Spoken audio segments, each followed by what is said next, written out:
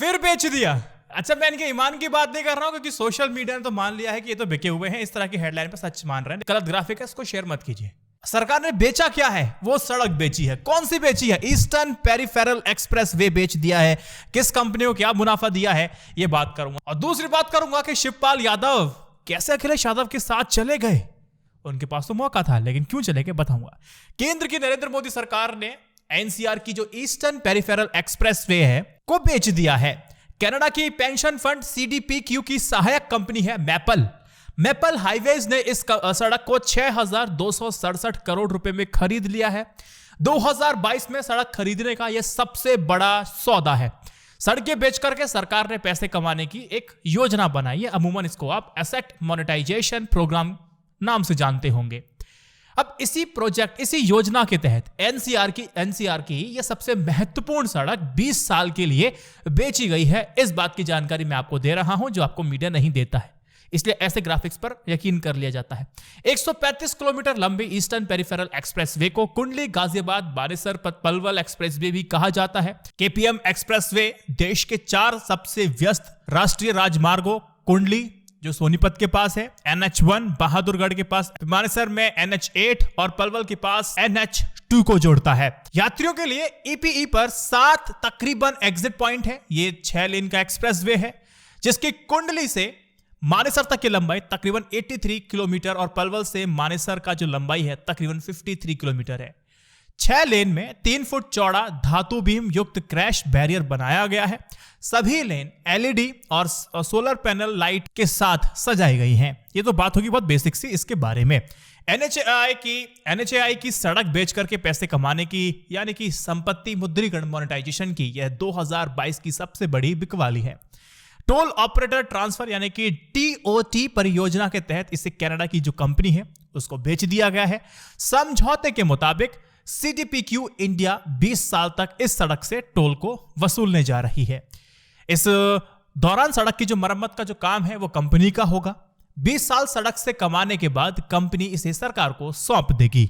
इस कनाडाई कंपनी ने मैपल हाईवेज ने अब तक $1 अरब की भारतीय सड़कें खरीदी हैं जिनके माध्यम से वह जनता से सड़क पर चलने के लिए पैसे वसूलती है।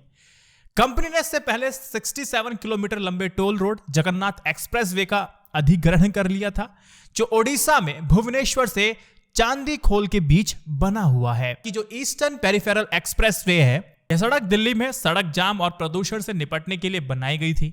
इसकी योजना बहुत पुरानी थी और सर्वे, जमीन अधिग्रहण आदि का काम लंबे समय से चल रहा है। और आप सबको पता है कि दिल्ली में प्रदूषण की स्थिति बहुत ज्यादा भयावह है और जब ये स्थिति और ज्यादा खतरनाक हो जाती है तो इसका जो काम था जोर पकड़ता है। नरेंद्र मोदी सरकार ने 2018 में बनवाने में कामयाब रहती है। इसका उद्घाटन 2018 में प्रधानमंत्री नरेंद्र मोदी ने किया था।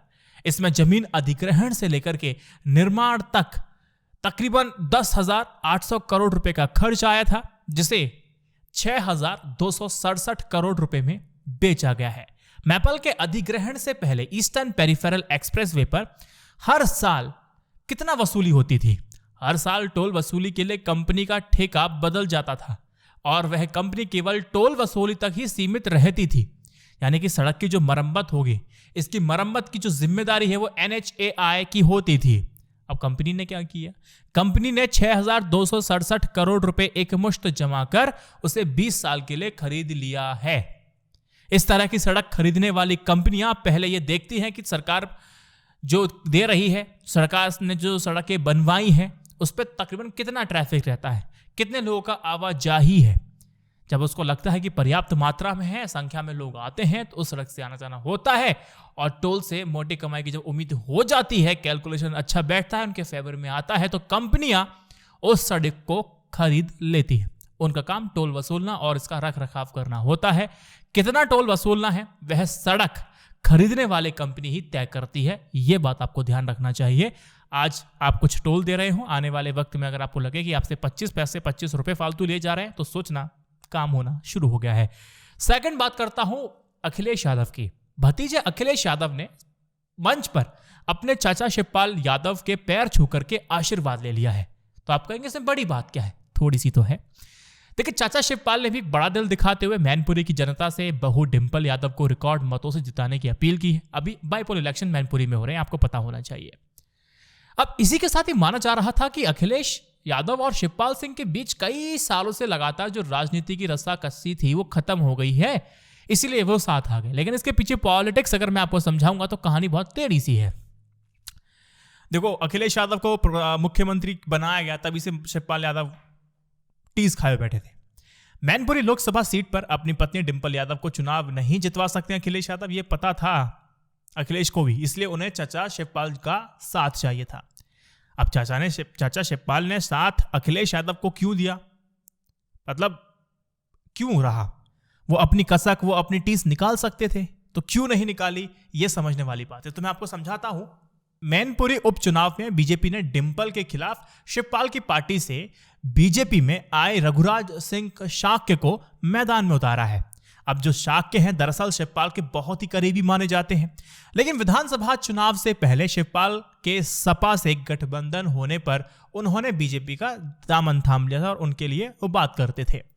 अब जैसे ही बाईपोल इलेक्शन यानी कि उपचुनाव में बीजेपी से उनके टिकट का जो ऐलान होते ही ये चर्चा होने लग जाती है कि शिवपाल अब रघुराज सिंह शाक्य का साथ दे सकते हैं। अब सपा ने जो स्टार प्रचारकों की सूची में शिवपाल का नाम डाल दिया, ये स्ट्रैटेजी थी और यही स्ट्रैटेजी काम करती है, उनको धर्म संकट में शिवपाल यादव को कर देती है। अब कब तक मना करेंगे? मैनपुरी, इटावा, एटा, सैफई और आदि यादव बहुल इलाकों में मुलायम खानदान का रुतबा अलग तरह से है और वहां के सभी फैसले यादव पंचायतों में लिए जाते हैं। शिवपाल का सबसे बड़ा धर्म संकट यह बन जाता है कि अगर वह मुलायम की बहू का विरोध करते हुए बीजेपी के प्रत्याशी या फिर अपने ही रघुराज प्रताप का समर्थन वो कर देते हैं, तो उससे एक समस्या यह होगी कि पूरी यादव बिरादरी में उनकी थोड़ी जो इज्जत है वो घट जाएगी। ये उनके दिमाग में चला। लिहाजा वक्त और हालात को देखते हुए शिवपाल ने परिवार की एकता को तरजीह देना सही समझा। तीसरी बात, मैनपुरी के जातीय समीकरण भी शिवपाल यादव का मन बदलने में एक महत्वपूर्ण भूमिका निभाई है, कह सकते हैं। मैनपुरी में सबसे ज्यादा 3.5 लाख यादव मतदाता हैं, 1,60,000 शाक्य हैं और करीब 1 लाख मुस्लिम मतदाता हैं। इसके अलावा अगर आप देखेंगे तो वहां पर ब्राह्मण, ठाकुर, जाटव, लोधी, राजपूत मतदाता भी काफी अच्छी तादादों में हैं, लेकिन यादव जितना हिस्सा किसी के पास नहीं है। यादव और मुसलमानों को छोड़ करके बाकी सारे मतदाता अगर बीजेपी की तरफ अगर चले जाते हैं, वोटिंग दे देते हैं, तो भी वो डिंपल को हराना आसान नहीं होगा। ये शिवपाल यादव को पता था। तो ऐसे में शिवपाल यादव अगर बीजेपी के जो प्रत्याशी हैं खुलेआम समर्थन करने का अगर ऐलान कर भी देते तो उसकी जीत बहुत आसानी से नहीं होती, पेच फंसा रहता। अब लिहाजा शिवपाल यादव ने क्या सोचा, वो अपने समर्थन के बावजूद बीजेपी की हार से अपनी भद्द नहीं पिटवाना चाहते थे, इसीलिए उन्होंने साथ दे दिया। अब अंतिम में अगर 2-4 बात मुझे आपको समझानी पड़े तो मैं कह सकता हूं कि समाजवादी पार्टी के अंदरूनी खेमों में एक ये बहुत चर्चा चल रही है दबे सुर में कि अगर मैनपुरी में डिंपल यादव चुनाव जीतती हैं तो इस जीत का जो श्रेय है शिवपाल यादव को दे दिया जाएगा।